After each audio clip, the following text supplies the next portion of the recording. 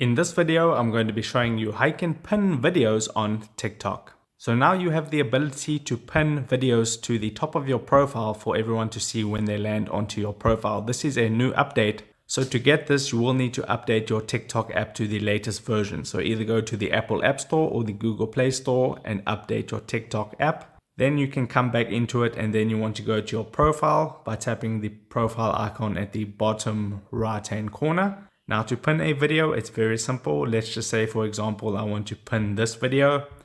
What I need to do now is I need to tap on those three horizontal dots underneath the comments button. So I'm going to do that. And then you'll notice a new button that says pin. Perfect. So you tap on pin and it says pin to the top of your profile. So I can go out of here and you can see that video is now pinned, and you can pin multiple videos. So if I go into this video, and then I tap on pin again, go back, you can see I have 2 pinned videos. So that is the latest TikTok update I have for you today. If this video helped you out, don't forget to like this video and subscribe for more. And I'll see you in the next video. Take care.